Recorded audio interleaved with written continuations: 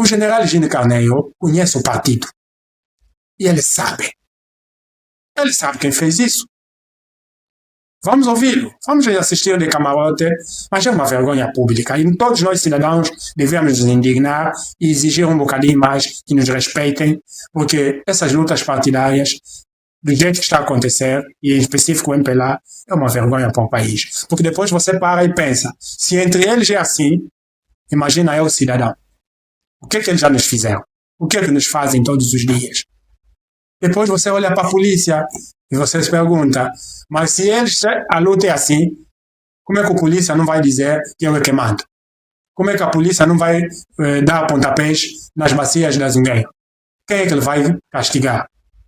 É este o grande problema desse país. Então só estamos a ser o reflexo daquilo que se tornou a nossa sociedade. O que acontece no MPLA é o dia a dia dos angolanos, infelizmente, ou da maioria dos angolanos. Em tempos nós ouvimos que vazaram vídeos.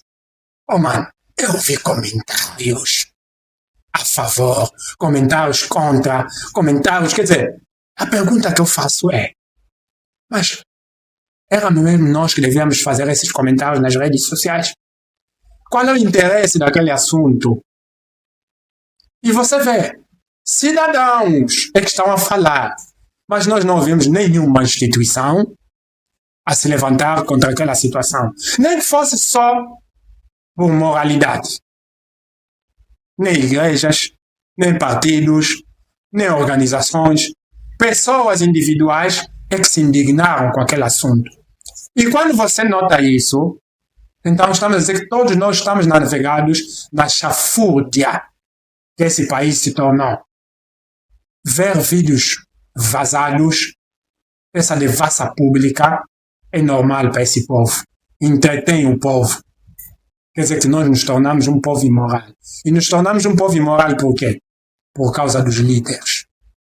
E os líderes quem são? São aqueles que deveriam orientar o povo. Governantes, igrejas, líderes de partidos políticos. Esse povo está à mercê. Esse povo não tem orientação. Nós temos dois gigantes e que o presidente João Lourenço é inteligente o suficiente para perceber que concorrer com o general Gino Carneiro é mesmo em par de igualdade. Mas isso não quer dizer que seja se calhar o João Lourenço a fazer isso, não. Mas há muitos militantes que estão cômodos com a posição de João Lourenço, que percebem que se o João Lourenço perde, muitos negócios vão abaixo. Porque infelizmente aqui nós ganhamos o hábito de que cada líder compõe a sua cúpula. Então, se calhar aqui na base, os comitês provinciais, os CAPs, não sei quem, são pessoas, se calhar, que nem precisam de orientação. Por si só, promovem essas ações. O que acontece no MPLA depende apenas deles. Nós vimos o que aconteceu com o Congresso da JMPLA. Falou-se muita coisa na imprensa. Hoje estamos aqui. Ouvimos o que aconteceu na OMA. Estamos aqui. Estamos a ouvir o que acontece no MPLA. Agora, mais do que eu tecer comentários se haverá ou não impugnação no MPLA, a pergunta que todos eles, militantes do MPLA, devem fazer é: o que é que eles querem? Porque assim como eu disse em relação a Angola, nós, os cidadãos angolanos, é que temos de saber o que queremos para o nosso país. Os militantes do MPLA também é que sabem o que querem para o partido deles. Agora, o que eles não podem fazer é disfarçarem democracia. Porque disfarçar democracia vai levantar descontentamento. Tudo começa nos contratos. Eu trabalhei lá um tempo e vou falar isto aqui com a convicção toda e a sabedoria toda da aldrabice que a Cabo Gog sempre utilizou. Enganem-se. Não nos enganemos.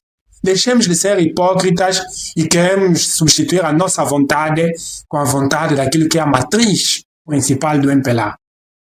Porque a verdade é uma, o MPLA sabe, são inteligentes o suficiente para perceber que se democratizar nesse momento, o MPLA perde as eleições. E o MPLA é um partido que quer se manter no poder.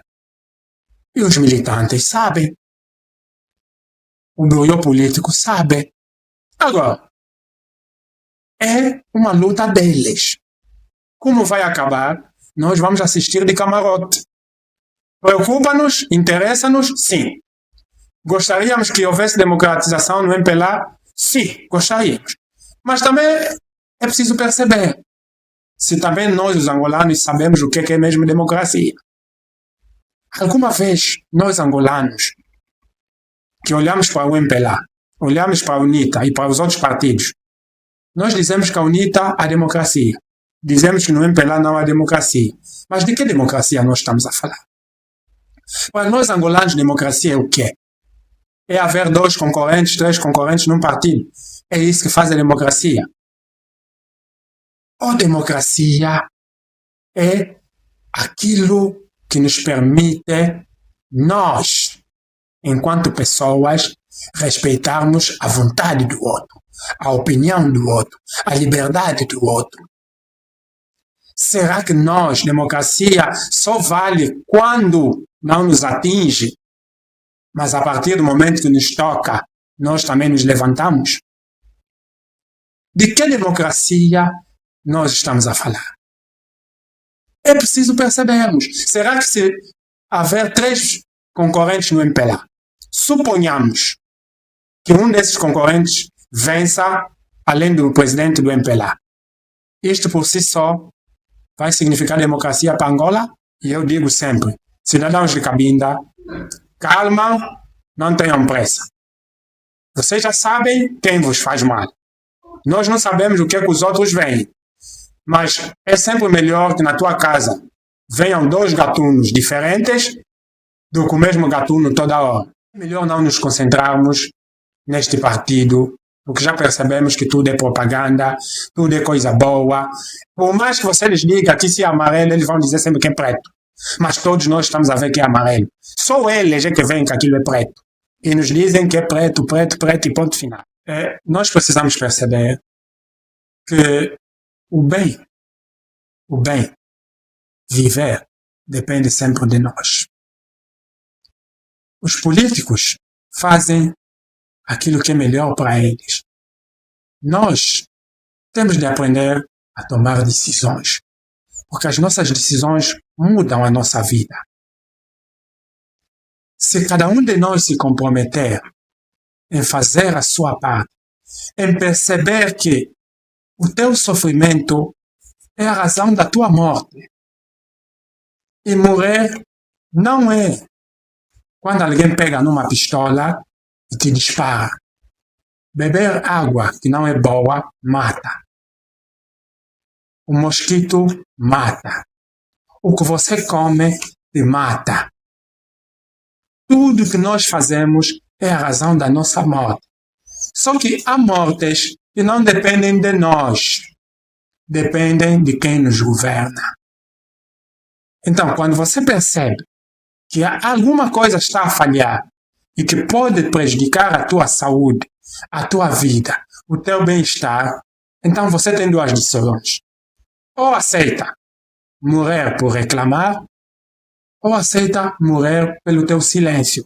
De uma ou de outra, você vai morrer. Eu, Paulo Monteiro, prefiro que me matem falando do que morrer de forma silenciosa.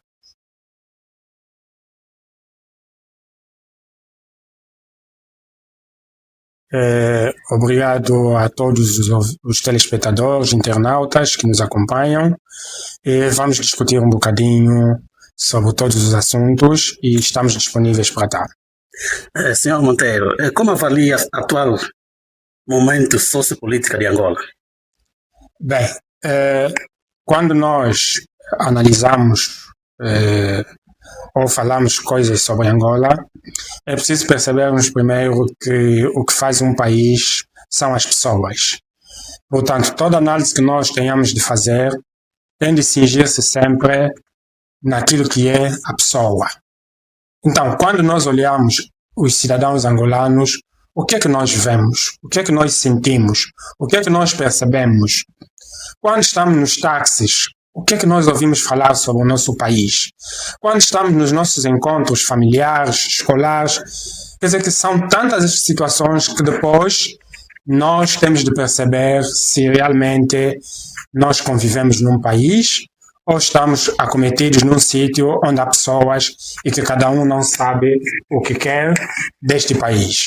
Portanto, quando nós vamos olhar para a nossa sociedade, a primeira questão que me vem é: que tipo de sociedade nós somos? Que tipo de sociedade nós construímos? Ela foi construída sobre que alicerces? Para que depois possamos perceber que lições tiramos disto. O angolano é quem? Quem somos nós? Aquilo que os pais da independência idealizaram é o que nós vivemos hoje? Ou não? Se nós não tivermos pessoas, cidadãos, a viverem com dignidade, então nós não podemos ter uma política boa. Temos maus cidadãos, maus políticos. E quando nós, entrando agora ao mérito da questão, a situação sociopolítica de Angola é gravíssima. É gravíssima a partir do momento que nós temos meninos com idade escolar, mas que não têm direito à escola. A partir do momento que nós temos angolanos sem saber o que vão comer. A partir do momento que, quando nós nos deslocamos para um tratamento na saúde, num hospital, ao invés de melhorarmos, podemos correr risco de sair lá doentes. Quando nós queremos nos deslocar e as estradas são o principal empecilho para muitos casos de sinistralidade, então nós, socialmente, somos um povo muito abaixo do desenvolvimento. Um povo que não bebe água como devia ser. Um povo que tem doenças que são doenças seculares, milenares, doenças que outros países nem sequer conhecem, mas nós temos. Quando nós temos dificuldades, 1000 de empregos, jovens com mente disponível por falta do que fazer, então, socialmente, nós somos um povo a caminho da perdição.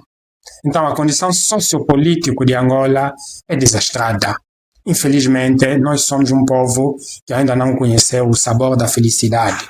Temos alguns, pouquíssimos alguns, e a maioria deles virados na teia da corrupção e por isso conseguem ter algo mais do que os outros. Mas 70% a 80% da população angolana, infelizmente, vive abaixo da linha da pobreza. Todos nós vivemos mal e pobreza multidimensional e continuamos a sentir que não há caminhos para melhorarmos este país. O país vive uma crise de confiança entre os cidadãos e as instituições? Sim, vivemos uma grave crise. Mas aqui, primeiro é preciso questionarmos se nós temos instituições. Porque eu, às vezes, ouço muitas análises e parece que muitos de nós fazemos análises achando que Angola é um país normal. Que Angola é um país em que a Constituição equivale. Mas há uma pergunta que todos nós temos de fazer. De quem é a Constituição? Esta Constituição que todos nós falamos, gritamos, quem foi que a construiu? Quem foi que se sentou e analisou esta Constituição que depois foi impingida e obrigatória e foi constituída para todos os angolanos? Esta é a Constituição dos angolanos ou é a Constituição de um grupo de pessoas que tinham ideias próprias e decidiram por um povo? Tudo começa por aí. A premissa deste país foi errada e por isso é que nós temos situações gritantes até hoje. Quem é que faz as instituições? Nós vivemos num regime de partido único. Agora, segundo a Constituição, nós somos um país democrático. Mas como é que nós podemos falar de democracia se hoje, quando nós olhamos nas nossas instituições, todos os dirigentes dessas instituições pertencem a um partido? Como é que nós vamos criar confiança a uma instituição em que quando há um problema e nós nos deslocamos lá, aparecem as ordens superiores? De que instituições nós estamos a falar? Nós só podemos ter instituições fortes, primeiro, se nós tivermos uma educação que permite que todos tenham acesso ao ensino, para que depois as competências, as capacidades intelectuais se sobressaem e ali vem a meritocracia. Se nós chegarmos nas instituições sem meritocracia, então os diretores, os gestores dessas instituições, elas estão para servir a quem os nomeou. E se estão para servir a quem os nomeou, eles estão pouco interessados naquilo que é o desejo, o servir o cidadão. Tanto que nós, quando nos deslocamos numa instituição para tratar um documento, percebemos logo como é que o cidadão é tratado. Os responsáveis dessas instituições não respeitam o cidadão. Por quê? Porque o voto do cidadão, a palavra do cidadão, não tem valor. E se você é nomeado, você não respeita, você não serve as pessoas. Você serve a quem te colocou lá. Então, é preciso fazermos um trabalho, um reset, para que nós primeiro deixemos que as pessoas deixem de ser povo e passam a ser cidadãos. Quando nós formos cidadãos, teremos a capacidade de reclamar sobre a maneira como as instituições são guiadas. Todos os dias nós ouvimos reclamações dos cidadãos. Todos os dias nós ouvimos que a ordem superior, uma instituição não se cinge, não se rege por ordens superiores, mas sim por normas, pelo cumprimento das regras. E é só olharmos as nossas instituições para percebermos que o cidadão não tem palavra. Então, se o cidadão não tem palavra, o cidadão pode até não falar. Mas hoje desenvolvemos a capacidade de ouvir e aumentou o nosso discernimento sobre as coisas. E aqueles que dirigem as instituições têm de perceber que a retórica já não convence o povo. O que convence o povo são os factos. Aquilo que vivemos o dia a dia. Quando eu vou tratar o bilhete, como é que eu sou tratado? Quando eu vou a uma instituição ver a questão do passaporte, quando eu vou aos hospitais, como é que eu sou atendido? Isto é que torna a confiança credível. Se quando eu vou ao hospital não sou atendido como deve ser, eu não tenho confiança. Quando nós ouvimos que há hospitais que até têm comitês de especialidade, nós não podemos confiar. Quando nós ouvimos que há juízes que são partidários, nós não podemos confiar nessa instituição. Quer dizer que há um mar de problemas que as pessoas têm de perceber que a confiança não se dá, a confiança conquista-se. E as instituições é que têm de fazer tudo para conquistar a confiança da população. Porque nos tempos de hoje, acho que muitos angolanos, e aqui está, infelizmente, a hipocrisia de muitos de nós, sabemos o que se passa, mas queremos sempre fingir que é possível. Fazemos a nossa parte, que é cumprir aquilo que são as normas e que a Constituição Magna diz.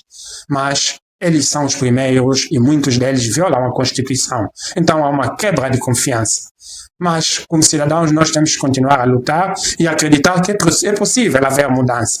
Mas, atualmente, as instituições é que têm de perceber que há que criar um elo de ligação. E esse elo de ligação cria-se tratando bem todos os cidadãos, com igualdade, com equidade, para que se renasça a confiança. Que medidas urgentes deveriam ser tomadas para reforçar a estabilidade social e política?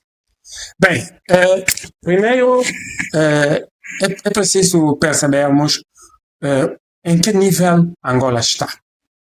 2, perguntarmos o que é que provoca ou como é que nós adquirimos a estabilidade. Quando você tem um povo que quando de manhã abre os olhos e a primeira coisa que lhe ocorre na cabeça é: Deus, por que eu acordei? Ou seja, quando muitos de nós vamos à cama, queremos não acordar. Mas quando tivermos a sorte ou o azar de acordar, você sabe que você está submetido a um dia que não sabes o que fazer. A luta primeiro pelo pequeno almoço. A luta do menino que não vai à escola porque não conseguiu uma vaga. A luta do almoço. A luta de que se o menino acordou com febres, você não sabe onde vai buscar o paracetamol. Ou seja, quando você acorda com problemas e dorme com problemas, emocionalmente esse cidadão não tem como contribuir para esse país. Aí vêm as frustrações. E se você tem um povo frustrado, você se torna um Estado securitário. Você começa a pensar que quem resolve o problema do país é a polícia. Então você arma a polícia para conter a frustração do povo. Então, nós não precisamos que haja invasão para nos considerarmos um povo estável. Porque o cidadão instável é o sinônimo de um país instável. E os políticos vão arranjando artimanhas, embelezando o país, quando você tem um povo sem estabilidade. Portanto, para nós adquirirmos e dizermos que nós somos um país estável, um país em paz, os cidadãos têm que estar estáveis, os cidadãos têm que ter paz. Paz de espírito e paz física. Mas quando nós olhamos os cidadãos a comer nos contentores, a imoralidade, a insensibilidade é demais para este povo.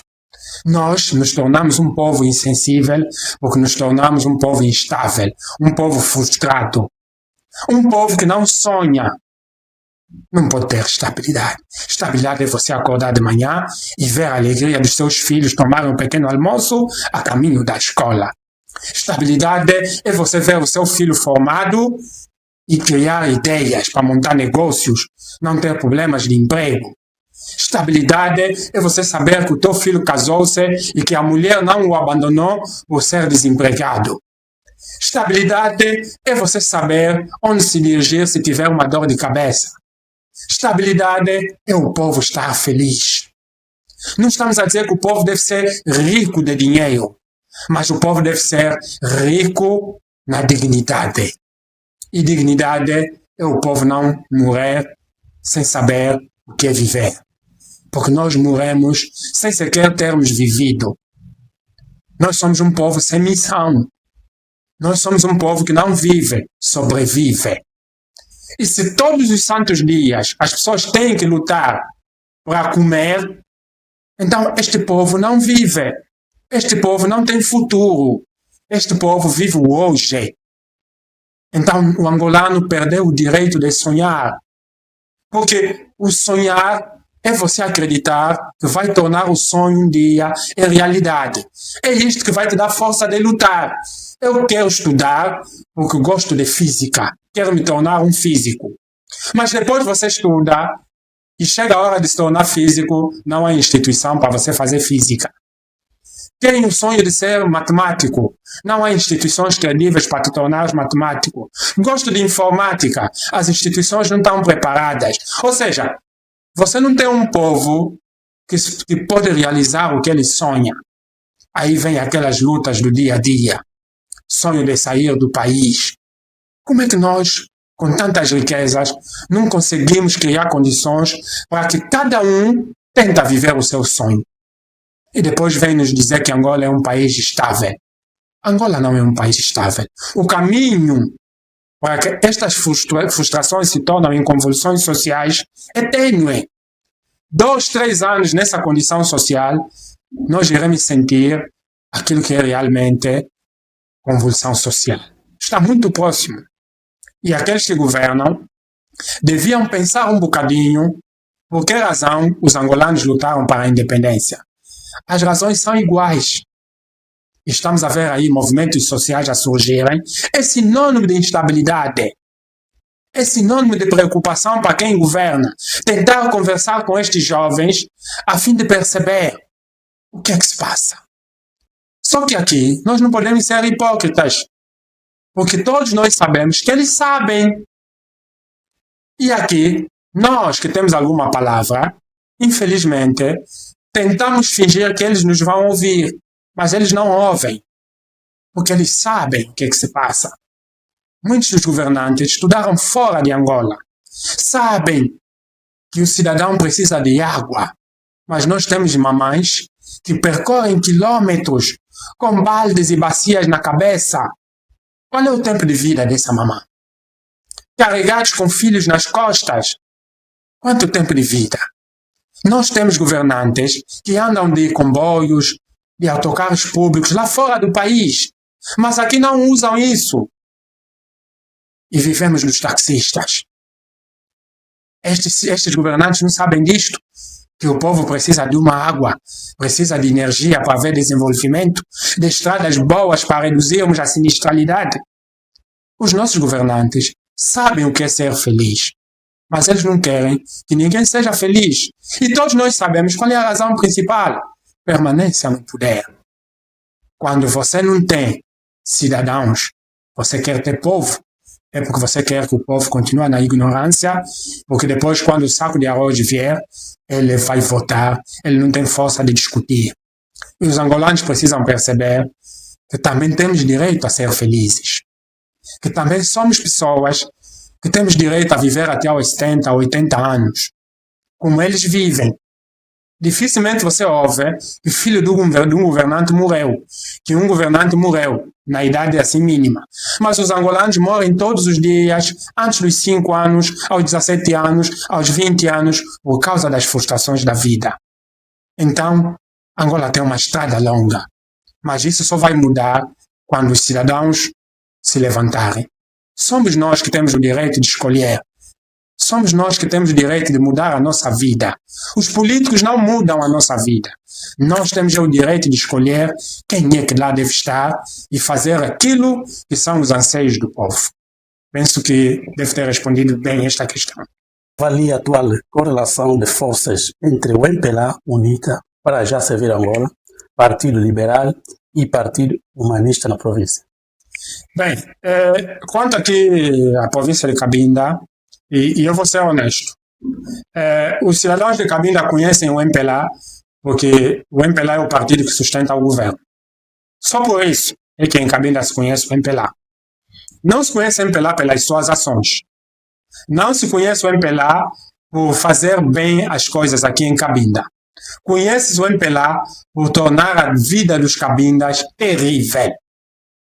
O MPLA, eu tenho dito, teve a capacidade de acabar com os sonhos dos cidadãos de Cabinda.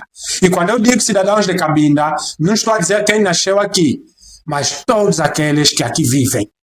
E quando você tem um partido com a capacidade de reduzir a zero o sonho dos cidadãos, então as pessoas estão a inverter as coisas. E eu digo muito às pessoas, é melhor não nos concentrarmos neste partido, porque já percebemos que tudo é propaganda, tudo é coisa boa. Por mais que você lhes diga que se é amarelo, eles vão dizer sempre que é preto. Mas todos nós estamos a ver que é amarelo. Só eles é que veem que aquilo é preto. E nos dizem que é preto, preto, preto e ponto final. Os outros partidos, a UNITA. A UNITA é um partido na oposição. Mas eu penso que oposição como tal, a UNITA também ainda tem um caminho longo para percorrer. Porque quando nós vemos um partido como o MPLA, nas condições que está, com o povo revoltado, e eu percebo que a UNITA não capitaliza isso, e falo aqui da UNITA por causa do histórico, do tempo de estrada, a gente sente que a UNITA não sabe aproveitar. Eu sinto isso. A UNITA não capitaliza as falhas do MPLA. Não sei se é só aqui em Cabinda, não sei a outra realidade, mas aqui em Cabinda não. Temos, assim, algumas ações individuais de alguns deputados residentes. Um ou outro que vai falando. Mas como partido, infelizmente, eu acho que, e eu digo sempre, que a UNITA talvez só venceu em Cabinda, não pelas suas ações, mas porque o povo está mesmo frustrado com o MPLA. Ouvimos falar do Pajá, de quando eu vejo uma outra ação. O PL ainda não sei muito deles. Portanto, os partidos aqui em Cabinda parece que só surgem no momento das eleições. Agora que estamos em pré-campanha, vamos ouvir falar muito deles. Por isso é que eu me concentro muito nos cidadãos. Porque o cidadão é quem escolhe. E eu digo sempre, cidadãos de Cabinda, calma, não tenham pressa. Vocês já sabem quem vos faz mal. Nós não sabemos o que é que os outros veem. Mas é sempre melhor que na tua casa venham 2 gatunos diferentes do que o mesmo gatuno toda hora. Então reflitamos sobre o que é que nós queremos, mas não depositam um sonho nos partidos. Ganhemos a coragem de escolher um partido que nos dê a oportunidade de, quando eles falharem, sermos nós a expulsá-los por meio do voto. Então, as ações partidárias em Cabinda são fraquíssimas. São muito fracas. Nós aqui em Cabinda não sentimos na pele as nossas frustrações defendidas. Um ou outro militante, deputado, a tal sociedade civil, que às vezes também vai falando uma outra coisa. Então, nos sentimos um povo abandonado. E aqui eu não estou a falar das pessoas, estou a falar dos partidos. Em Cabinda, os cidadãos estão abandonados pelos partidos.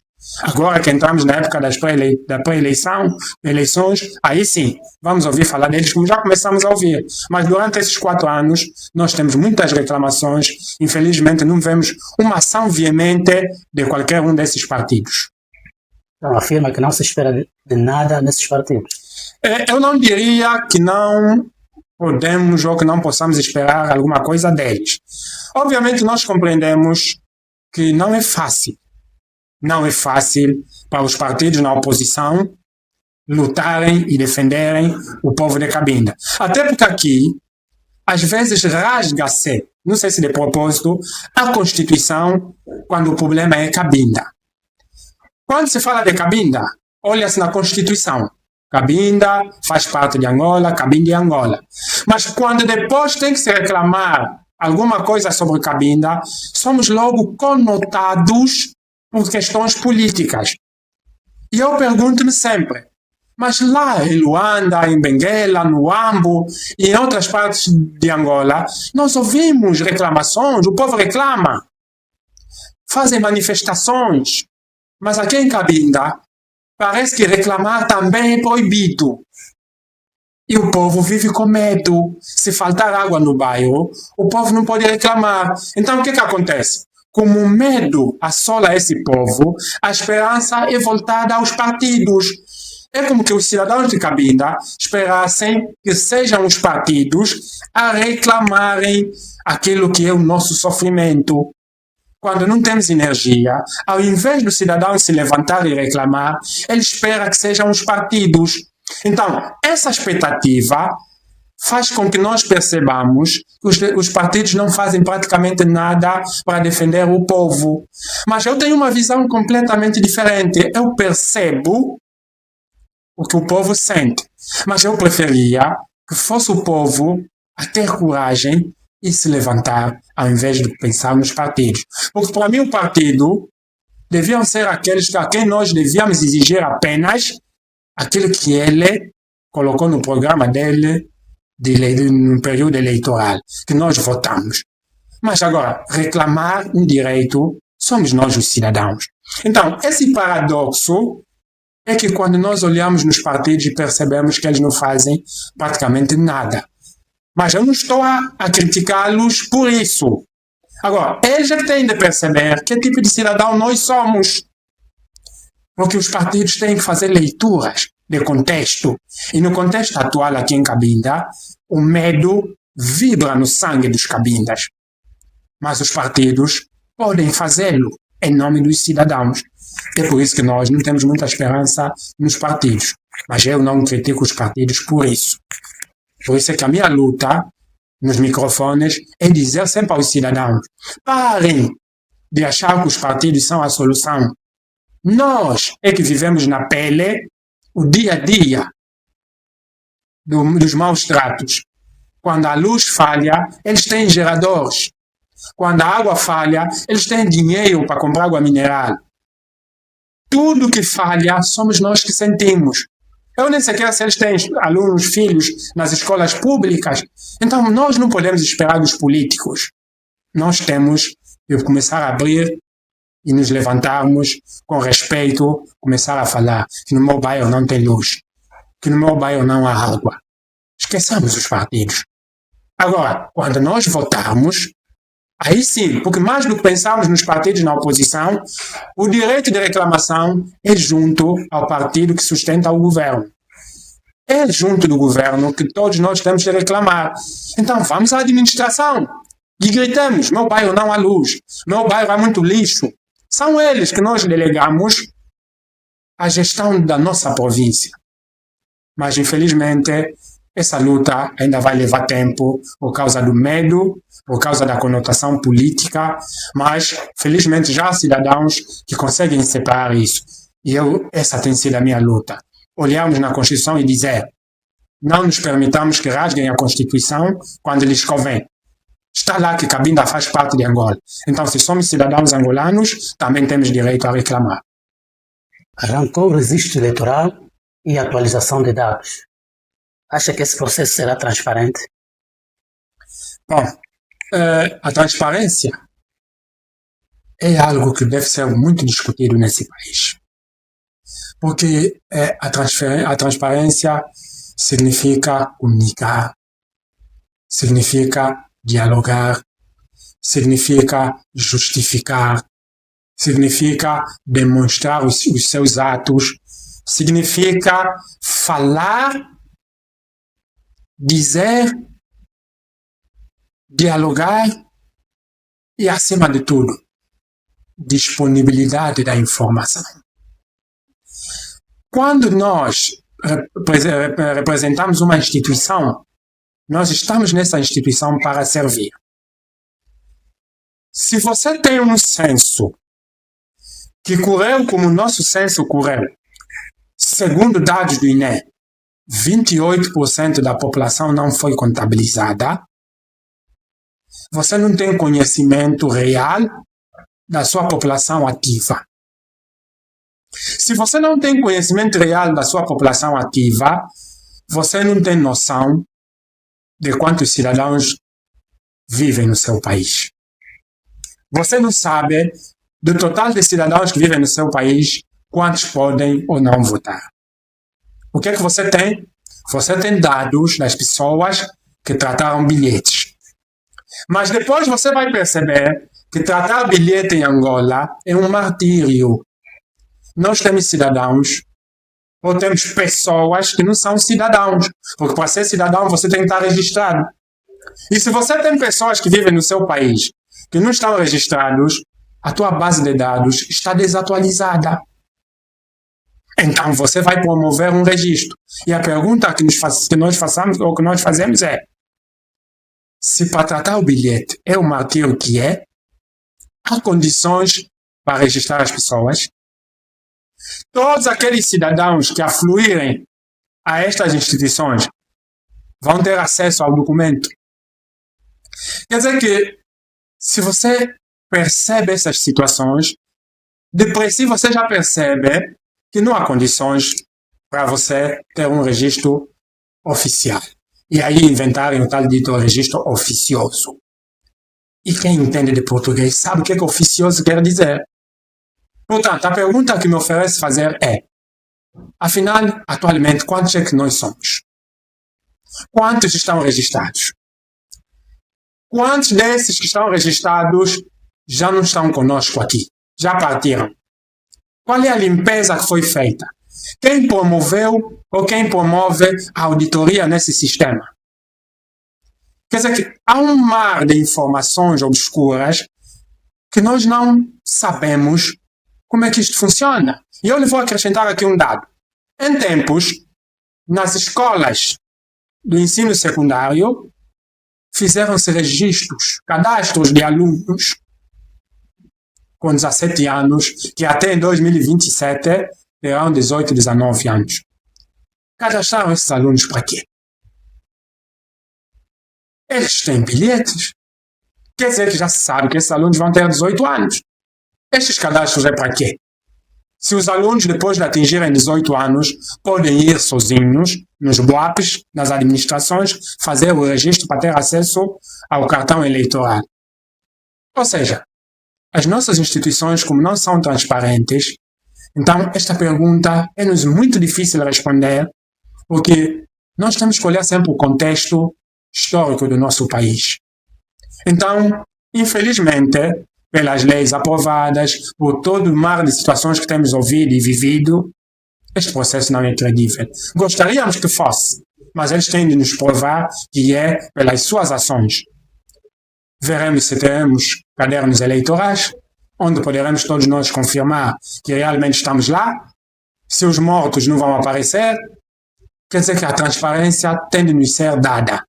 Eles não nos podem acreditar com as palavras de que não, o processo é transparente, está tudo a correr bem. Não, nós sabemos como é que isso funciona.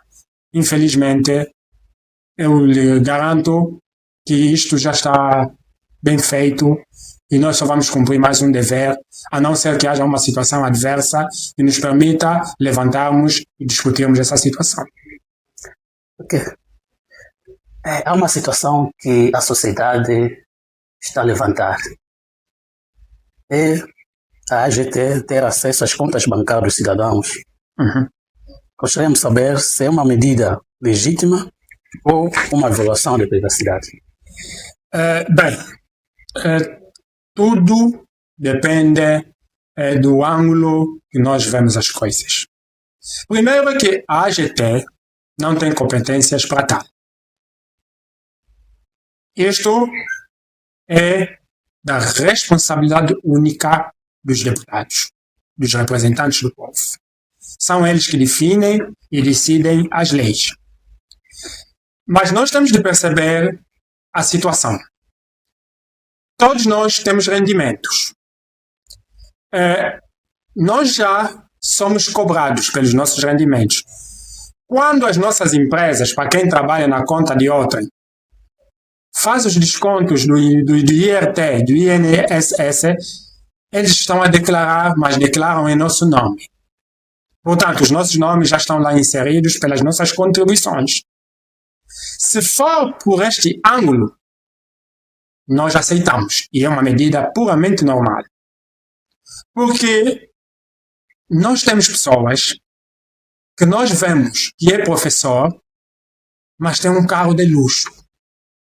O que significa que ele não tem, esse não vem do rendimento do professor. Pode ser que ele tenha uma outra atividade. E essa atividade tem que ser tributada. Tem de ser tributada.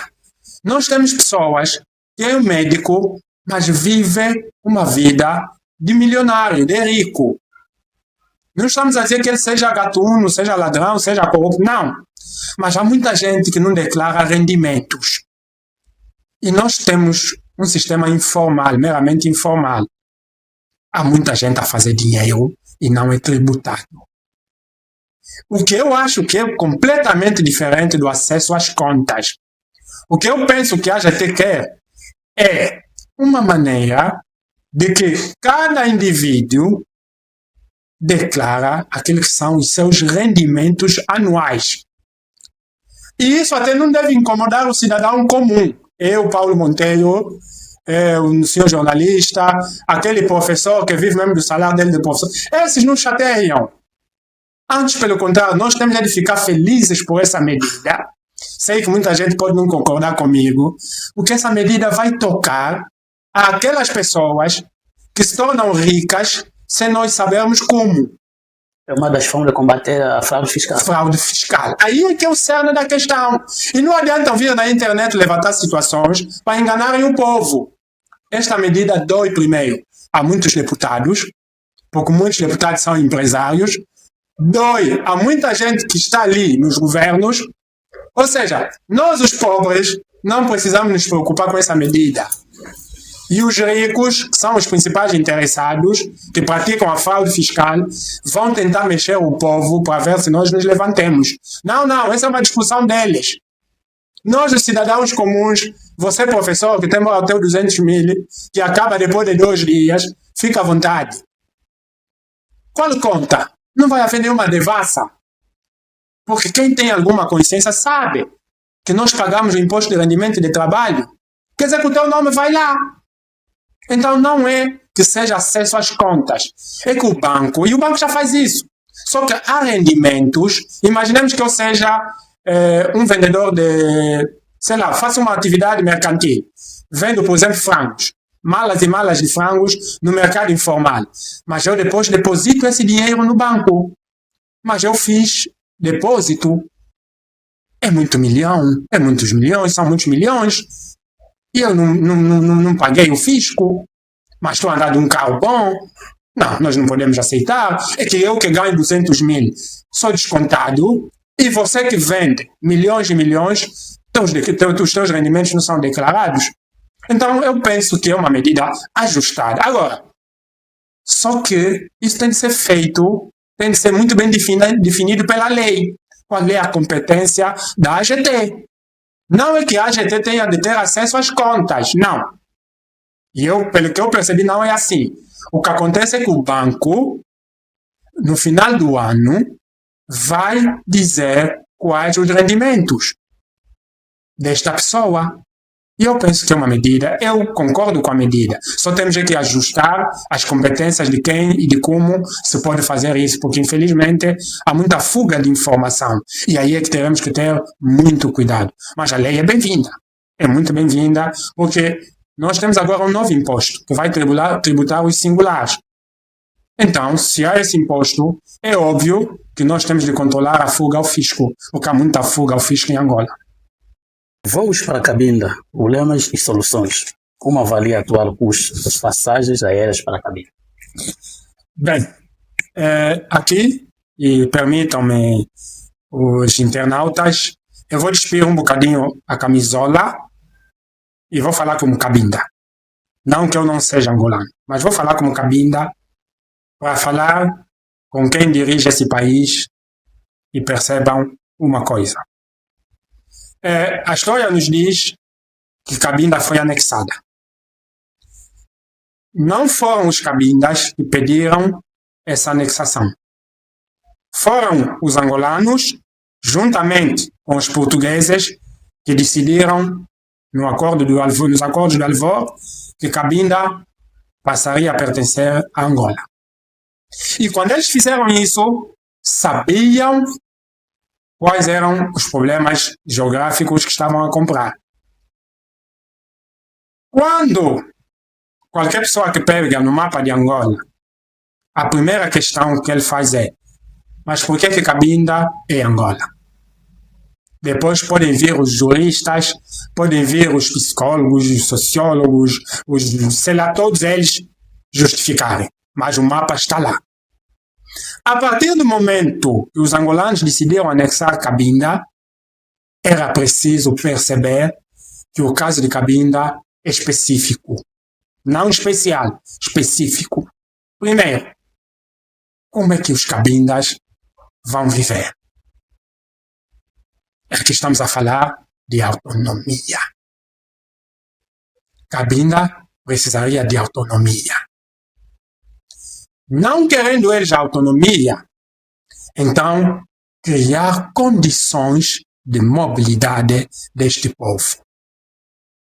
Você tem espaço aéreo. Você tem espaço marítimo. Luanda tem mar. Benguela tem mar. Zaire tem. E outras várias províncias. Existem barcos, existem navios, existem catamarãs, existem um mar de formas de um povo se deslocar. Existem aviões. E a pergunta que nós fazemos é: se vocês conhecem a especificidade da região de Cabinda, qual é o problema de perceberem que é preciso criar condições de mobilidade para manter a coesão nacional? Por que razão? A TAG tem 4 serviços diários, ou 3, que nem sempre são também 3, numa província que nós temos cerca de, por aí, 900 e tal mil habitantes. E depois há muita gente que entra e sai diariamente desta província. 3 aviões para garantir a mobilidade desse povo. Inventaram os catamarãs, que levam 200 pessoas por aí. Nas condições que transportam esse povo, como se de bois se tratasse. 4 horas, Cabinda, Soio, quando de avião em 15 minutos você estava no Soio. Íamos para Luanda 10, 12 horas. Quando você é de avião, são 50, 1 hora de tempo no máximo. Então, você percebe que eles não tinham definido um projeto para essa província. A a humilhação que fazem passar esse povo. Você já para comprar um voo, um bilhete da TAG, tem de comprar 2 meses antes. E quando chega naquele dia, cancelam o voo, não dão satisfação. Mas quando você que quer cancelar o voo, cobram-te 40% do valor do bilhete. Ou seja, angolanos, estou a falar como cabida. Vocês é que nos disseram que nós também somos angolanos. Qual é o problema de nos tratarem então como angolanos? Nós aqui, se vocês ainda não perceberam, a única forma que temos de nos deslocar é de avião, ou via aérea, ou via marítima. Custa assim tanto fomentarem o negócio de transporte marítimo aqui em Cabinda. Criarem um pacote financeiro que faça com que haja empresários em condições de fomentarem o espaço marítimo e o espaço aéreo. Veja só o contraditório. O presidente da República, e bem, há uns anos atrás, subsidiou a TAG e continua a subsidiar. Mas para você conseguir um bilhete a preço subsidiado, é uma luta. Se você cai doente agora, tens de comprar um bilhete em forma de esquema. Mas quando você liga na TAG, não há bilhete. E em esquema você vai comprar um bilhete a 100 mil. Quer dizer, o triplo do bilhete, do preço atual do bilhete, é que você vai pagar num bilhete só de ida. Num povo que já reclama miséria. Se nós queremos viajar, para tratar um documento, só temos de ir a Luanda. Há pessoas doentes, deram-nos no hospital geral, muita fanfarice, muita propaganda, mas há muita gente que ainda tem de ir a Luanda para se tratar. Uma emergência, não há vaga na TAG. Pessoas morrem por causa disso. Atrasos de voo. Quer dizer, a pergunta que um cabinda faz é: então, se é para nos tratarem assim, por que é que vocês nos querem? Que políticas? Qual é a dificuldade de se gizar uma política que facilita a mobilidade desse povo? Qual é o problema? A TAG nem sequer tem a decência de explicar a esse povo as razões de tudo isso. Aqueles que nos governam também não nos dizem absolutamente nada. É só ir ali no aeroporto de Cabinda, a humilhação que passamos. Mas pior do que nós que estamos aqui, que queremos atravessar, são aqueles que estão em Luanda, que querem vir para aqui. Cancelam o voo. As pessoas não têm condições, dormem não sei como, vivem mais de dificuldades e ninguém diz absolutamente nada. E quando você se levanta para falar, vão dizer que você tem outras intenções. Assim reclamar mesmo que nos dão só, facilitem só a nossa vida para nos deslocarmos, também é ser fleck. Assim também são eles que devem nos dizer quando é que devemos sair daqui ou não, em que momento podemos nos deslocar. Quando eles, a partir de Soyu, andam à vontade, têm autocarros, têm táxis privados, têm carros pessoais. Nós não. Alguém precisa dizer nesses governantes que nós temos um espaço aéreo e temos um espaço marítimo. E esses espaços servem exatamente para facilitar a deslocação de um povo de um lugar para o outro. E isso só estamos a falar ainda das pessoas.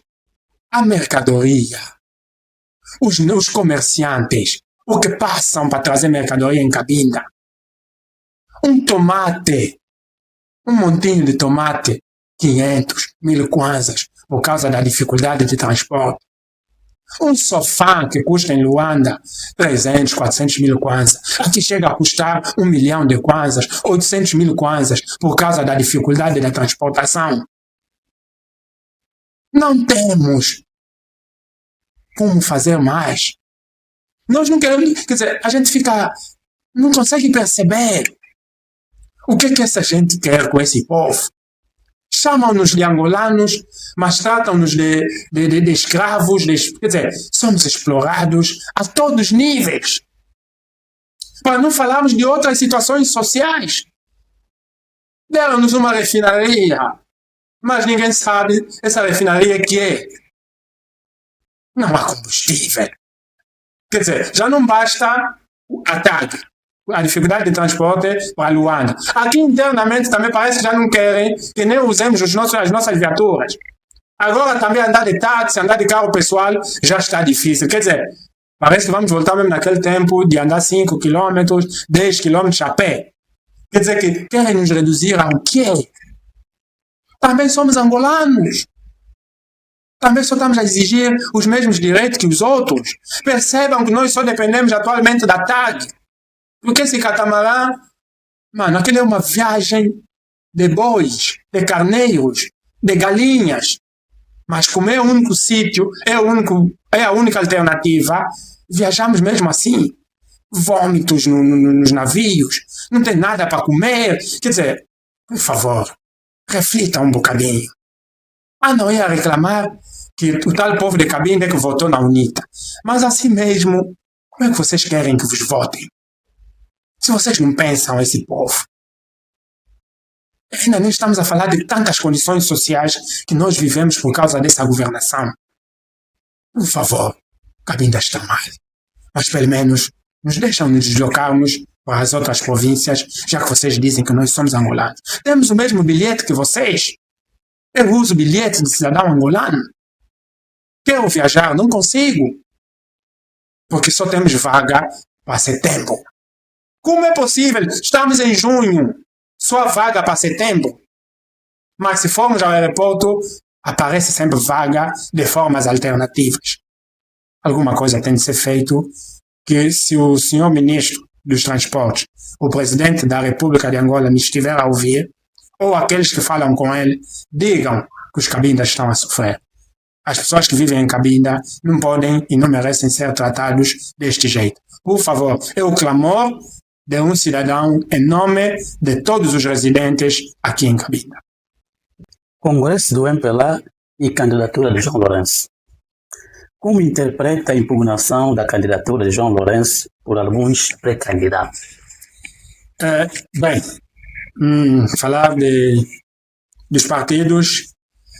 Olha, eu vou ser muito claro, porque eu percebo, se é que é a palavra certa, a hipocrisia de muita gente. Quando todos nós que nascemos e vivemos neste país, temos de perceber duas coisas. Uma coisa é a vontade daquilo que nós queremos ou gostaríamos que fosse.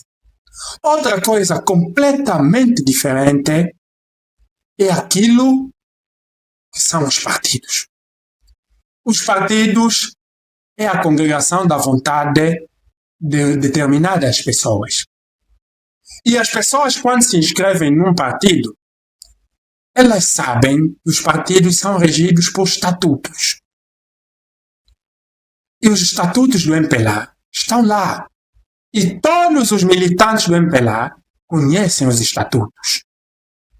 Cabe a eles saberem e perceberem se os estatutos do MPLA estão a ser cumpridos ou não. Agora, nós que estamos aqui de lado, podemos desejar o que queremos. Se gostaríamos que o MPLA fosse um partido mais aberto, menos aberto, mais fechado, se cercam fileiras em torno do líder ou não. Isto são as nossas vontades. E durante muito tempo, todos nós sabíamos qual era a vontade dos militantes do MPLA, porque eles sempre aceitaram. Eles são milhões. Portanto, o que acontece no MPLA depende apenas deles. Nós vimos o que aconteceu com o Congresso da JMPLA. Falou-se muita coisa na imprensa, hoje estamos aqui. Ouvimos o que aconteceu na OMA, estamos aqui. Estamos a ouvir o que acontece no MPLA. Agora, mais do que eu tecer comentários se haverá ou não impugnação no MPLA, a pergunta que todos eles, militantes do MPLA, devem fazer é: o que é que eles querem? Porque assim como eu disse em relação a Angola, nós, os cidadãos angolanos, é que temos de saber o que queremos para o nosso país. Os militantes do MPLA também é que sabem o que querem para o partido deles. Agora, o que eles não podem fazer é disfarçarem democracia. Porque disfarçarem democracia vai levantar descontentamento. E esse disfarce da democracia é que está a permitir que isso aconteça. Porque para muitos deles, contavam que o presidente atual do MPLA iria se afastar. E se pronunciaram. Aquilo criou uma vontade. Mas a vontade não é da democracia, a vontade é da mudança do líder. Ou seja, permitiu que outros sonhassem que é possível ser presidente do MPLA. Mas isso por si só não significa que ela iria se democratizar. Enganem-se. Não nos enganemos. Deixemos de ser hipócritas e queremos substituir a nossa vontade com a vontade daquilo que é a matriz principal do MPLA. Porque a verdade é uma, o MPLA sabe, são inteligentes o suficiente para perceber que se democratizar nesse momento, o MPLA perde as eleições. E o MPLA é um partido que quer se manter no poder. E os militantes sabem. O bureau político sabe. Agora, é uma luta deles. Como vai acabar? Nós vamos assistir de camarote. Preocupa-nos? Interessa-nos? Sim. Gostaríamos que houvesse democratização no MPLA? Sim, gostaríamos. Mas também é preciso perceber se também nós, os angolanos, sabemos o que é mesmo democracia. Alguma vez, nós angolanos, que olhamos para o MPLA, olhamos para a UNITA e para os outros partidos, nós dizemos que a UNITA há democracia. Dizemos que no MPLA não há democracia. Mas de que democracia nós estamos a falar? Para nós angolanos, democracia é o quê? É haver 2 concorrentes, 3 concorrentes num partido. É isso que faz a democracia. A democracia é aquilo que nos permite, nós, enquanto pessoas, respeitarmos a vontade do outro, a opinião do outro, a liberdade do outro. Será que nós, democracia, só vale quando não nos atinge? Mas a partir do momento que nos toca, nós também nos levantamos? De que democracia nós estamos a falar? É preciso percebermos. Será que se haver 3 concorrentes no MPLA, suponhamos que um desses concorrentes vença além do presidente do MPLA, isto por si só vai significar democracia para Angola? O novo líder do MPLA já não vai nomear os militantes do MPLA? Todos nós já vamos ter os mesmos direitos que muitos militantes do MPLA? Não. Atenção. Mesmo que o MPLA se democratize, isso não é sinônimo de mudança no nosso país. Enganem-se. Para se democratizar este país, os angolanos é que têm de se levantar e têm de tornar as instituições fortes, com o poder de exigência, com o poder de estremecer a quem gera o país. E eu vou te dar aqui um exemplo. Lembremos-nos do bairro dos ministérios. A população, a sociedade civil se levantou. O que aconteceu? O presidente da República recuou. Os taxistas, quando se movimentam, o que acontece? A presidência mexe. Então, o poder deste país está na mão dos angolanos. Não está na democratização do MPLA. Não sejamos hipócritas. Eu ouvia muita gente, ouço muita gente dizer que se o MPLA tiver múltiplas candidaturas, então Angola também ganha com isso. Não, quem ganha com isso é o MPLA. Quem ganha com isso é o MPLA. Não é Angola que ganha com isso. Mas é bom ver essa luta. É bom perceber que lá também já se pode ter opiniões contrárias. É só isso. É a única coisa que mudou. Tudo o resto continua absolutamente igual. Mas nós não temos que exigir nada do MPLA. Agora, Aqui é que muda. MPLA é o partido que sustenta o governo. Aqui é que começa a nossa preocupação. Porque aquilo a que nos cabe a nós temos que exigir de quem governa.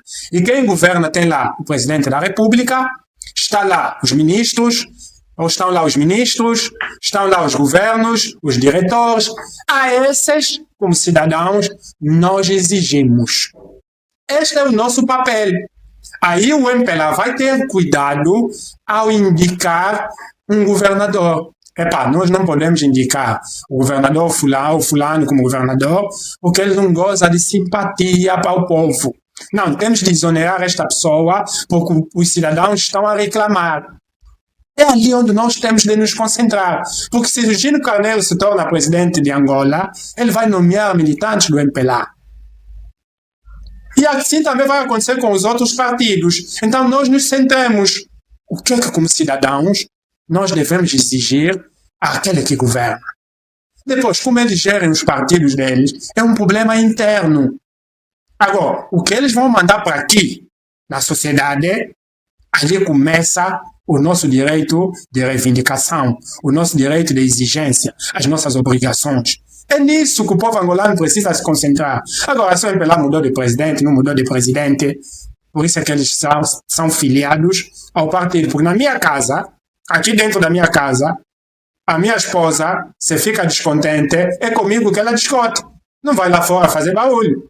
Agora, a partir do momento que ela sai, há obrigações que ela deve cumprir. É assim que nós temos que olhar as coisas. Uma coisa é o presidente do MPLA, outra coisa é o presidente de Angola. Recebeu as notícias sobre os alegados assaltos relacionados com as fichas de subscrição de Gino Carneiro? Bom, há instituições e nós que estamos de lado acompanhamos, como eu já disse, e é assim. Quando eu disse que nós não podemos fingir a democracia, eu penso que eu disse tudo. Aí há uma luta entre eles e a luta de poder. Infelizmente, quando nós não estamos preparados, nós não podemos fingir a democracia. E onde é que começa o problema do MPLA neste assunto em concreto? Quando eles, nas suas reuniões, nos seus congressos, a primeira coisa que deveria ter sido feita é uma discussão sobre o novo dinamismo que eles queriam aplicar. Era no Congresso, seja ele ordinário ou extraordinário, discutirem qual é o caminho que o MPLA quer seguir. Desde sempre, desde 75, nós vimos que eles tinham um único caminho: cerrar fileiras em torno do líder. A partir do momento que eles, se de verdade, quisessem as múltiplas candidaturas, não aquilo que está escrito, mas aquilo que tem sido as suas ações, então no Congresso Extraordinário, eles deveriam ter discutido a questão das múltiplas candidaturas. O presidente do MPLA deveria ter promovido essa discussão. De que, no próximo Congresso Ordinário, eu tenho a ideia de haver múltiplas candidaturas e dar palavra ao Comitê Central, ao Bureau Político e a todos aqueles outros que têm direito à palavra. Promovia uma discussão sobre as múltiplas candidaturas. Aí todos falavam e criavam um caminho para o desejo das múltiplas candidaturas. Isso viria de uma decisão do Congresso Extraordinário do MPLA. Já lá, todo mundo devia saber que no MPLA haveria múltiplas candidaturas. Agora, o que eu percebi que aconteceu foi: vamos fazer isso, mas depois vamos criar condições, bloqueios, para que os outros não cheguem lá. E assim dizermos que não, eu fui sozinho, porque os outros não conseguiram. É isso que eu chamo a farsa da democracia. Se for para isso, era melhor manterem-se como sempre foram. Então vamos vivendo isso. Por quê? Porque não se percebeu que os camaradas Higino Carneiro, como eles chamam, é um homem que tem estrada política. É um homem que conhece esse país, palmeou esse país desde lá atrás. Participou nas negociações, fez parte da governação, conhece o MPLA tanto quanto basta, assim como o presidente João Lourenço. Então nós temos dois gigantes e que o presidente João Lourenço é inteligente o suficiente para perceber que concorrer com o general Higino Carneiro é mesmo em par de igualdade. Mas isso não quer dizer que seja, se calhar, o João Lourenço a fazer isso, não. Mas há muitos militantes que estão cômodos com a posição de João Lourenço, que percebem que se o João Lourenço perde, muitos negócios vão abaixo. Porque, infelizmente, aqui nós ganhamos o hábito de que cada líder compõe a sua cúpula. Então, se calhar aqui na base, os comitês provinciais, os CAPs, não sei quem, são pessoas, se calhar, que nem precisam de orientação. Por si só, promovem essas ações. Então, é melhor, se calhar, sentarem e dizerem que não haverá múltiplas candidaturas e acabam com isso, porque é uma vergonha nacional. Eu, como angolano, sinto-me envergonhado. Estas notícias na internet. Como é possível fazerem assaltos? Quer dizer, faz-nos rir, é para vermos até que ponto este país perdeu a vergonha. Nós já não temos vergonha de nada. A se concretizar a profecia do Dr. Jonas Savimbi. Estamos a profetizar. E é isso que dói. É isso que dói. E nós, cidadãos, somos ainda piores.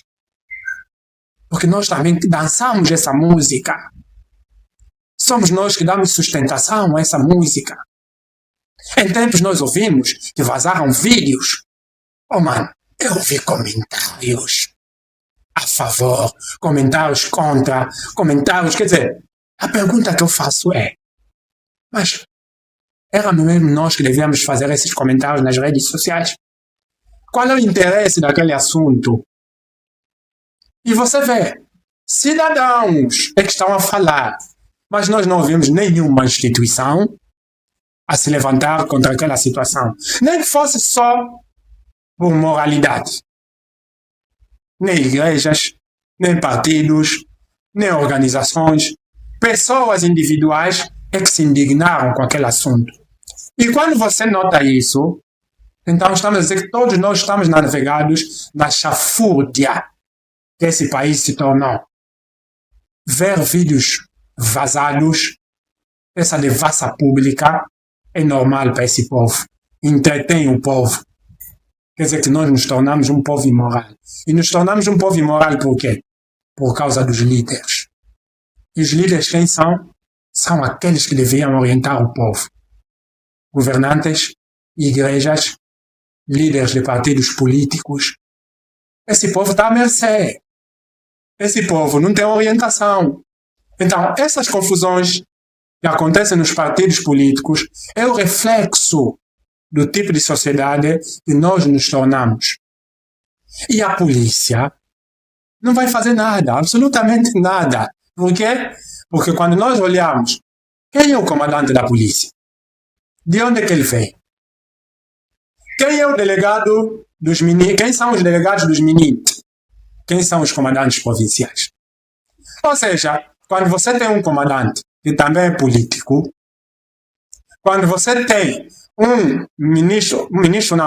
comandante das FA que também é político, você não consegue separar as coisas. Nós tornamos os nossos políticos também líderes de órgãos republicanos. Não estou a dizer que um líder de um órgão republicano não possa ser ou ter apetência a um partido. Isto é uma coisa diferente. Mas nós não podemos ter um comandante da polícia, por exemplo, que ao mesmo tempo é ministro ou é delegado do Ministério do Interior. Então, a pergunta que nós fazemos é, se o presidente da República é quem nomeia o Procurador-Geral da República, podem falar tudo que falam que está na Constituição, esquecem isso. A Constituição são homens que escreveram segundo os seus interesses. Quem é que vai investigar? O comandante da polícia, quem o nomeou? Quem nomeia o pessoal do SIC? Agora, quem é que vai investigar? Se isso está a proteger interesses de alguém. Então temos que deixar de viver nesse país de mentiras e começarmos a refletir com realidade. O general Gino Carneiro conhece o partido. E ele sabe. Ele sabe quem fez isso.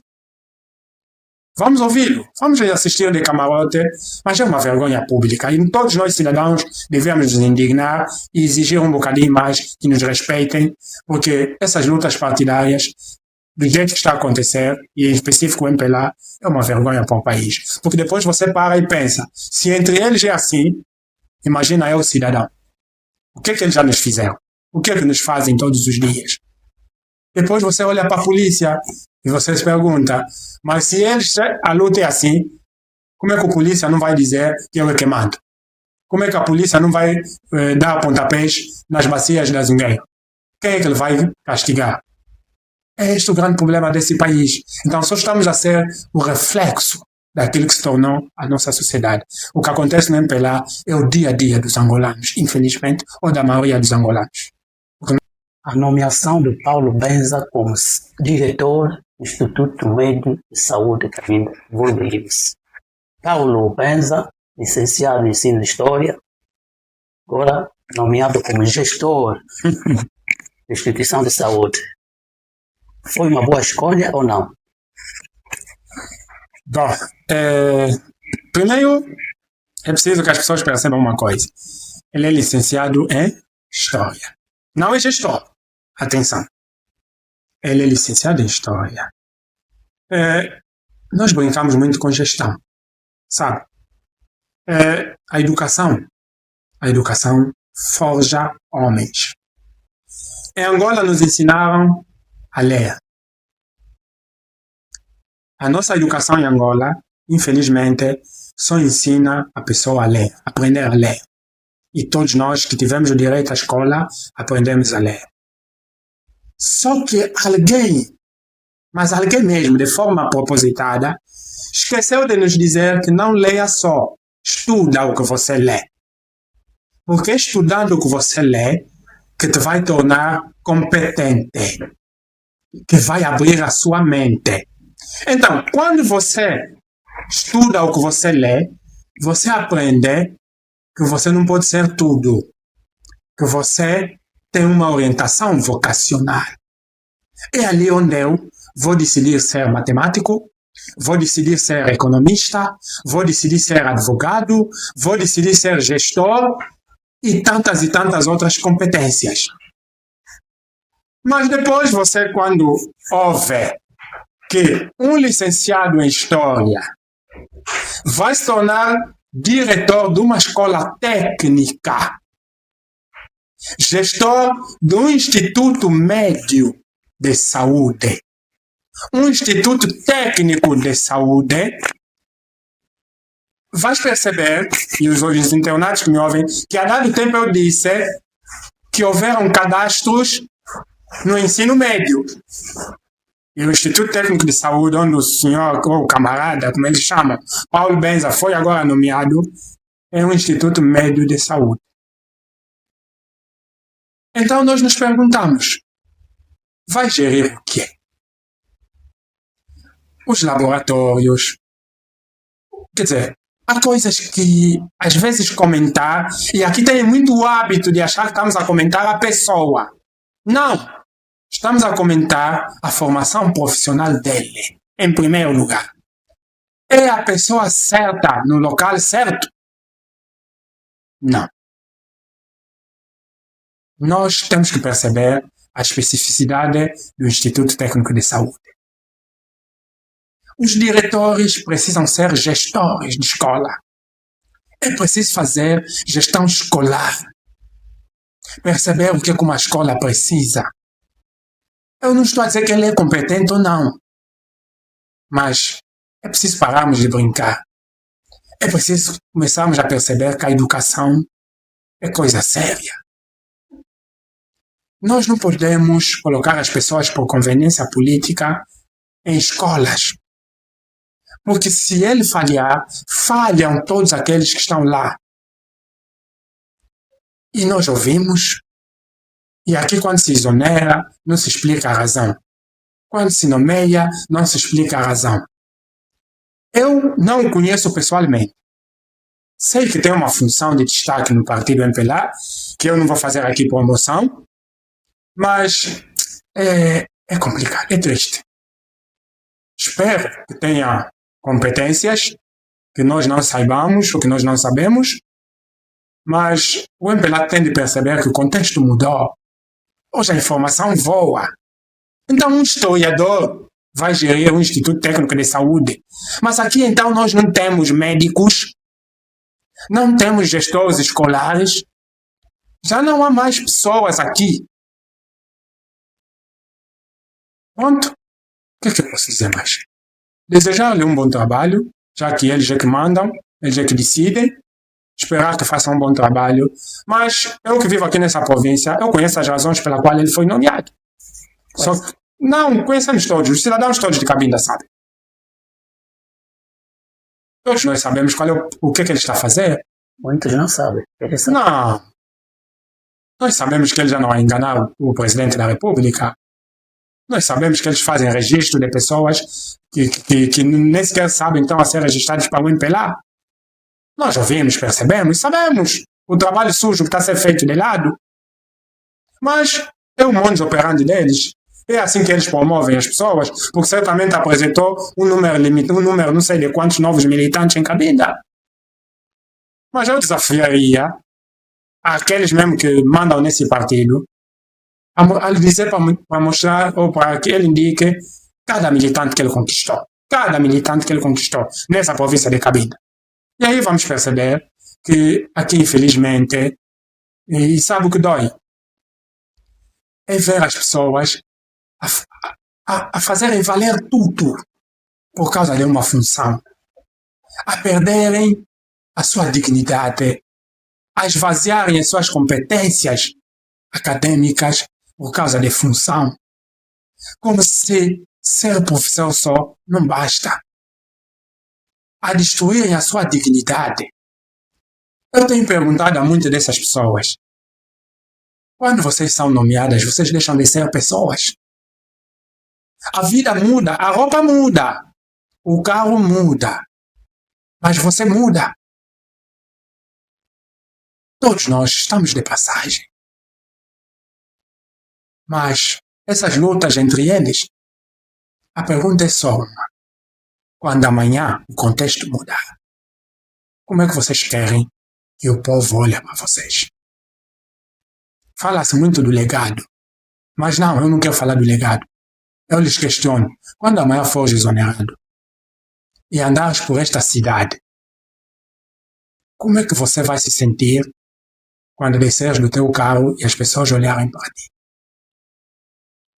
E essas lutas de poder, estamos aqui, Deus nos dê saúde, e estes jovens, o que dói é isso, são jovens que supostamente estudaram muito e que eram a esperança da mudança comportamental ao que a gestão diz respeito. Mas, lamento.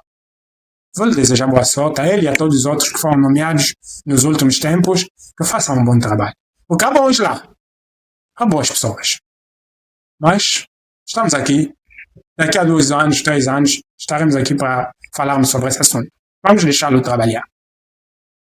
Outro assunto inquieta os populares, os cidadãos cabindenses, é a morosidade dos processos dos tribunais de Cabinda, sobretudo das empresas petrolíferas. Tem havido favorecimento ou não? Ok, bem, como estamos a falar com internautas, muita gente não conhece a realidade de Cabinda. Então permita-me que eu fale um bocadinho da confusão que existe no campo petrolífero de Malom. A Chevron, Cabo Rock, primeiro é essa confusão que começa. Chevron, Cabo Rock. A Cabo Rock é uma empresa que funciona em Angola, que quase ninguém sabe quem são os acionistas dessa empresa. E se sabe, não é muito claro. Sabemos de algumas coisas. O que acontece? Tudo começa nos contratos. Eu trabalhei lá um tempo, e vou falar isto aqui com a convicção toda e a sabedoria toda da aldrabice que a Cabo GOC sempre utilizou. Nós temos aqui, em Cabinda, agências de recrutamento. Essas agências de recrutamento, o que eles faziam? Quando a Chevron estivesse ou precisasse de funcionários, ele contactava essas empresas, essas agências. E aí essas agências recrutavam. Mas a agência depois te encaminhava até ao campo petrolífero e os trabalhadores todos, as pessoas todas, faziam entrevistas. E quem tinha a responsabilidade de fazer a entrevista eram os supervisores das áreas determinadas. Ou seja, os supervisores da Cabo GOC, da Chevron, era quem entrevistavam e selecionavam os funcionários. A partir desse momento, a pergunta que se põe é: se eu fui a partir de uma agência, como é que essa agência que não me entrevistou se torna meu proprietário? 2. Depois de você ser selecionado, é o supervisor que te diz o que é que você vai fazer. O supervisor da Chevron é que determina a sua função lá, diária. 3. Ele é que sabe sobre a sua promoção. Ele é que decide a sua promoção. Ou seja, ele é que diz onde é que você trabalha, o que é que você faz, ele é que te dá o equipamento de trabalho, ele é que te alimenta. E a agência, o que é que eles faziam? A agência apenas pagava ou dizia onde é que você vai receber o teu salário. Porque até o teu salário, quem determinava é o teu supervisor mediante um contrato. E como é que era esse contrato? O contrato vinha do seguinte modo. E eu tenho que explicar isso porque muita coisa que as pessoas não sabem e os juízes do tribunal, também muitos deles não sabem disso. E tomam decisões mediante o contrato celebrado entre as empresas. Como é que eles faziam? O administrador, por exemplo, de uma função. Suponhamos que você é selecionado para trabalhar, vamos lá supor, nas finanças. Não como funcionário da Cabo GOC, da Chevron, mas como prestador de serviço. É ali onde começou a confusão. Eles te recrutam como agência, mas te pagam como se você fosse um prestador de serviço. Então, eles vão dizer lá no contrato, o senhor, nós precisamos, por exemplo, de pessoas que vão fazer um trabalho administrativo. Eles vão dizer, o administrativo normal recebe, por exemplo, $1.000. O administrativo sênior recebe $1.500. E a pergunta que se faz é, como é que a Chevron é que determina isso se eu pertenço a uma empresa? Como é que faz isso? Como é que a Chevron é que determina que eu deixo de ser um administrador normal para ser agora um sênior? E depois ele vai comunicar à minha agência que, olha, o Paulo Monteiro agora vai passar a ganhar, por exemplo, $1.200. E o que eles faziam? Eles entregavam a essas agências de recrutamento 3 anos de serviço. Por quê? Porque a antiga Lei Geral de Trabalho determinava um máximo de 3 anos para você passar na efetividade. Então, o que a Chevron fazia? Faltando alguns meses para o término dos 3 anos, ele rescinde o contrato com essa agência, mantém o posto de trabalho e te diz, a partir de agora você vai pertencer a outra agência. E é o próprio supervisor da Chevron que te vai mandar assinar um contrato com uma outra agência. No sentido de viabilizar a sua atividade de Chevron. Então, com isso, o que ele faz? Você já não passa para a efetividade, recomeças o teu contrato do zero e passas a pertencer a outra agência, que não foi você que procurou. Foram eles que te mandaram ir naquela agência. E você, por pouca literacia da lei, você vai assinar o contrato. Importante para ti é que não foste despedido. Continuas a trabalhar, mas já pertences a outra agência. Você não foi procurar essa agência. Foi o supervisor que te disse qual é o nome da tua nova empresa, com o contrato já assinado, com o mesmo salário, com a mesma função. Então, foram fazendo isso. Com o surgimento dos sindicatos, e alguma coisa começa a mudar. E as pessoas começam a ter alguma literacia jurídica. Então, a Chevron se apercebe. Começam a exigir, cada vez que isso acontecia, começam as exigências das indemnizações. No caso, os sindicatos, que perceberam a ratoeira. Então, nós temos funcionários que fizeram 9 anos no mesmo posto, mas em 3 empresas diferentes, sem indemnização. E quando você for perguntar, só está a dizer que ele trabalhou apenas 3 anos lá. Mas depois ele tem fim de contrato da empresa X, da empresa Y, da empresa Z, mas sempre no mesmo local de trabalho.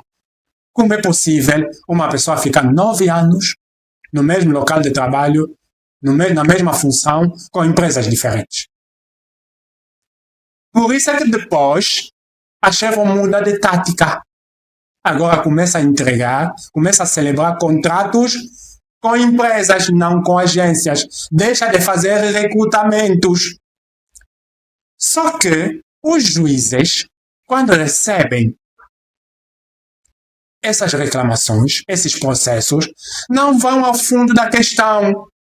Não sei se é por falta de literacia sobre o contrato comercial. Então, acabam tomando decisões só daquilo que eles veem escrito e não daquilo que realmente acontece no local de trabalho. Então, se eu pertenço a uma empresa e lá na minha empresa não está escrito que ele é que me dá o subsídio de alimentação, como é que uma empresa que não me pertence é que me paga o subsídio de alimentação? É que me paga os subsídios de turno? É que marca as minhas faltas e desconta as minhas faltas? A minha agência não marca falta. Então inventaram os famosos timesheet. E por que eles usam esse timesheet? É um documento que legaliza a faturação da prestação de serviço. E quando você for olhar o escopo dessa agência, por exemplo, no meu caso, a eBlack era uma agência de hotelaria e turismo. E eu, lá dentro, trabalhei num projeto que não tem nada a ver com hotelaria e turismo. Então, como é que uma agência de recrutamento para hotelaria e turismo tem um contrato com o departamento de finanças? Eu trabalhei no departamento de finanças, trabalhei no departamento dos materiais e trabalhei no departamento do IT. Mas todos eles gizados pela Chevron. Como é possível? Então, há muita maracutaia que a Chevron preparou e por isso aquela luta da mudança do contrato de trabalho. As pessoas pensam que aquilo foi só por ser. Não! É que os trabalhadores começaram a exigir indemnizações e sairia muita indemnização. Lutaram para substituir a lei e muitos de nós fomos para casa sem uma única indemnização.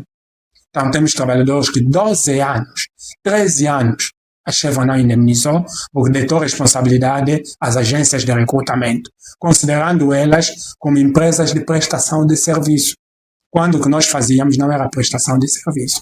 Nós éramos funcionários fixos, mas com um contrato a tempo determinado. Fechado o tempo determinado, a empresa tinha que decidir. Ou vais para casa ou passas para efetivo. Mas como ele precisava da tua mão de obra, então te mandava para outra empresa e você continuava a ser colaborador. E é aqui onde os juízes deveriam se concentrar. Mas mesmo assim, no nosso caso, por exemplo, e de muitas empresas, o que é que acontece? Os processos entram no tribunal e levam anos. Anos. Há processos que eu tenho conhecimento que são dos anos 2008, 2009, 2010. No nosso caso, 2013. A empresa ainda existe? O que nós sabemos é que os donos das empresas são os donos de outras empresas. Por exemplo, e aqui vou falar da empresa eBlack. A empresa eBlack foi julgada e condenada a pagar em 2016. Até 2018, se a memória não me falha, os trabalhadores não sabiam Onde localizar a empresa? que havia sentença. Não sabíamos. A sentença não tinha sido proferida. Nós não sabíamos. Quando em 2018 um grupo de trabalhadores se levanta e vai reunir com então o governador de Cabinda, César Laborinho, que entra em contato, fez lá os seus contatos, só depois é que nós fomos notificados, nos foi dita qual era a sentença. E a sentença condenava a empresa a pagar os trabalhadores. Não sei qual é a maracutaia feita, sem a permissão dos trabalhadores, o sindicato recorreu. Ao invés da empresa recorrer, quem recorreu foi o sindicato dos trabalhadores, sem autorização dos trabalhadores. Eu não vou aqui acusar ninguém. Percebemos logo que havia alguma coisa. Nós não sabíamos. Eu não vivia cá. Estava com problema de saúde, por causa dos olhos. Eu regresso nos finais de 2020. Dou conta disto, crio uma comissão para perceber o que estava a passar. Advogados que haviam no processo, percebemos logo que só queria comer dinheiro. Contratamos um advogado em Cabinda, simplesmente ignorou o caso depois de um tempo. Alguma coisa não estava bem. Contactei o sindicato, percebemos que aquele sindicato, alguma coisa não estava bem. Falamos com a advogada no processo, não. Criei uma comissão, lutei em encontrar o máximo de trabalhadores possíveis. Fomos ao tribunal, o tribunal de Cabinda nos disse que o nosso processo não estava em Cabinda. Tudo foi para Luanda. Fomos para Luanda, Tribunal Supremo. Disseram-nos que o nosso processo anda encostado. Porque a advogada nunca apareceu. Aí nós percebemos que alguma coisa não estava bem. O Tribunal de Cabinda sempre alegava que isso estava em Luanda. Mas nós contratamos um advogado que nos disse que nós poderíamos entrar com um processo a pedir a execução. Foram muitas situações que, se tivéssemos que falar aqui, iríamos perder muito tempo. A verdade é que aqui em Cabinda, nós ouvimos muita coisa sobre a justiça. E sem medo de errar, há muitas acusações, há muitas especulações sobre o mau comportamento dos juízes em Cabinda. E não só os juízes em si, até os oficiais de justiça. Eu não sei o que é que se passa, mas é preciso que se faça um trabalho enorme para percebermos a razão da morosidade dos processos em Cabinda. E eu vou dar um exemplo muito simples. Em 2021, nós entramos com um processo em Cabinda, uma providência cautelar. Em 2021. Sabe quando é que a juíza nos respondeu a providência cautelar? Em 2024. 3 anos depois, uma providência cautelar de arresto. Se essa é a palavra certa. 3 anos depois é que a juíza está nos responder. Quer dizer que dava tempo para o dono da empresa dissipar todos os seus bens. Fizemos a entrada de outro processo. Já se passaram 2 anos. Em 2024, já estamos em 2026. A juíza nem sequer responde. No ano passado, o dono da empresa entrou com uma declaração de falência. Uma nota que ele dizia que a empresa está falida. Nós voltamos a entrar com um processo. E a pergunta que nós nos fizemos todos os dias é: como é possível julgar uma empresa em falência? Porque o documento que ele deu entrada diz que a empresa está falida desde 2015. E em 2006 a empresa foi julgada. Como é possível julgar uma empresa que não existe? Ou seja, então, quando nós naquele dia, na presença do venerando juiz, tudo que nós queríamos pedir é que ele nos explicasse o que se passa nesse tribunal, na comarca de Cabinda. Muitos deles alegam falta de escassez de juízes. Mandam juízes, voltam juízes, faltam juízes, mandam juízes, mas esse não é o problema do cidadão. Nós queremos respostas sobre os nossos processos. Um litígio laboral de 13 anos, 15 anos, 17 anos. Mano, nós temos pessoas que faleceram por não ter dinheiro para comprar uma receita. Como é possível?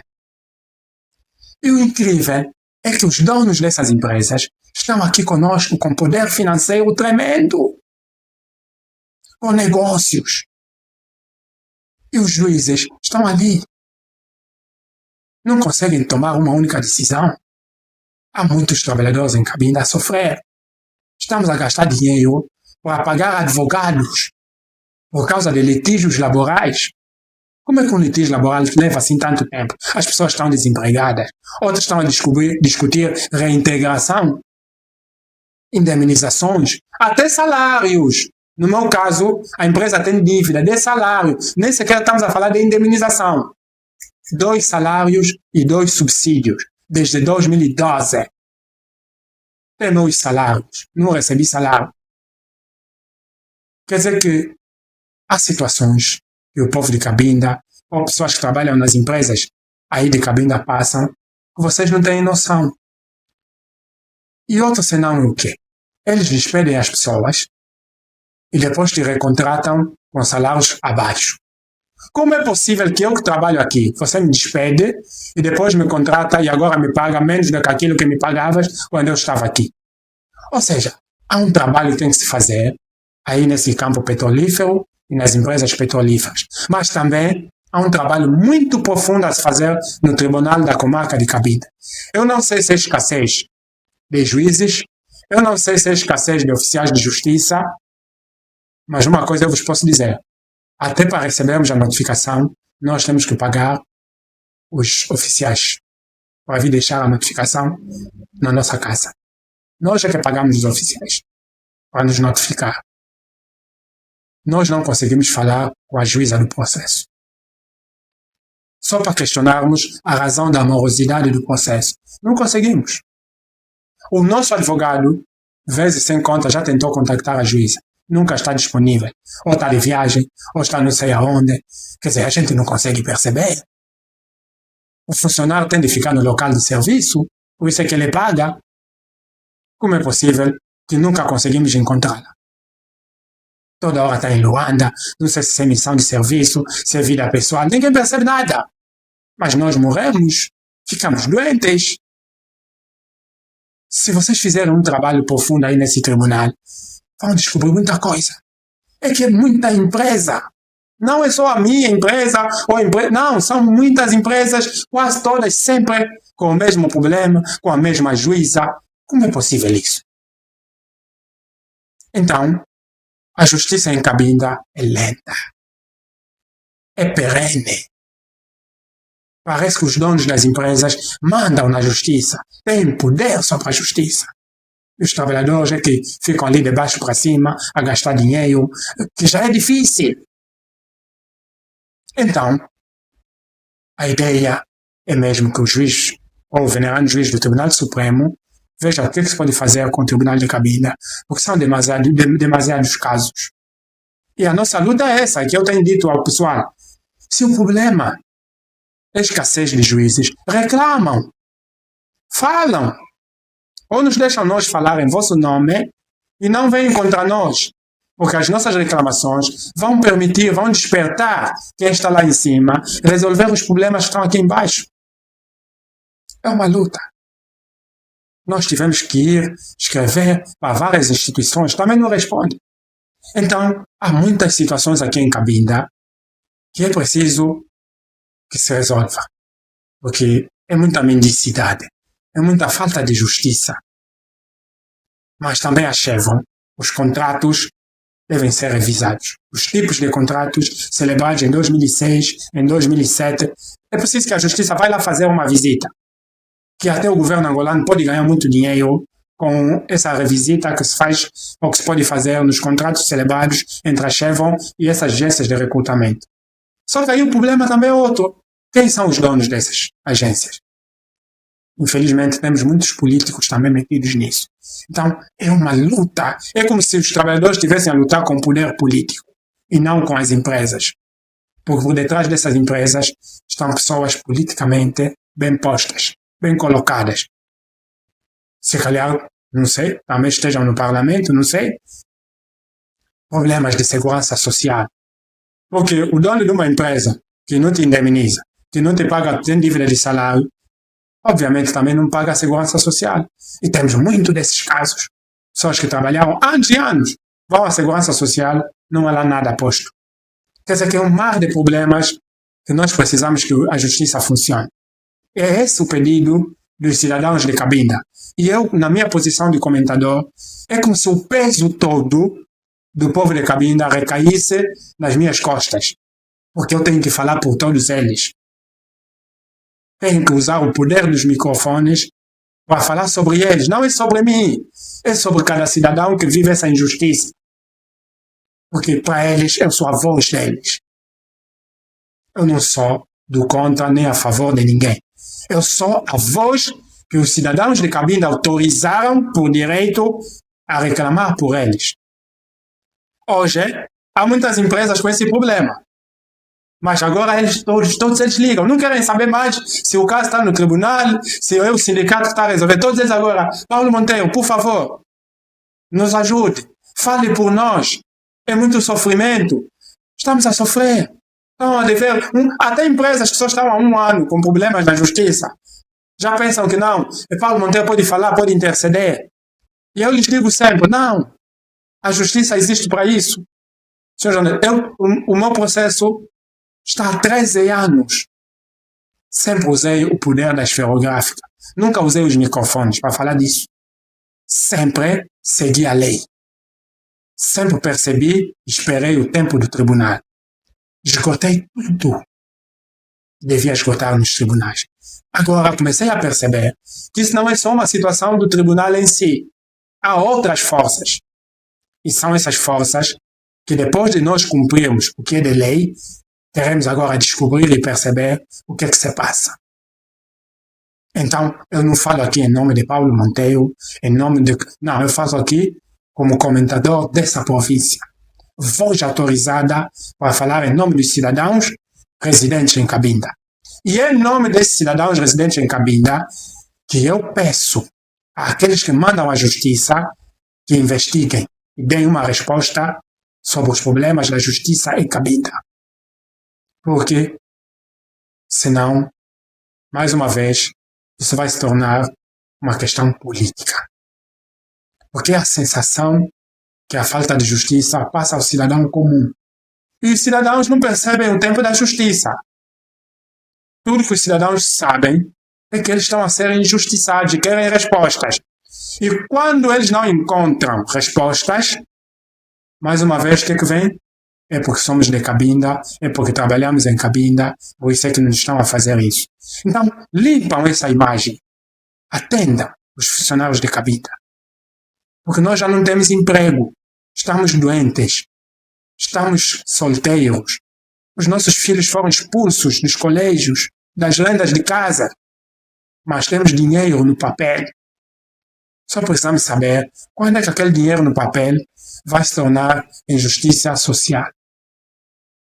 Porque trabalhar, trabalhamos. Todos os dias há litígios laborais. O tribunal está cheio de situações de litígios laborais.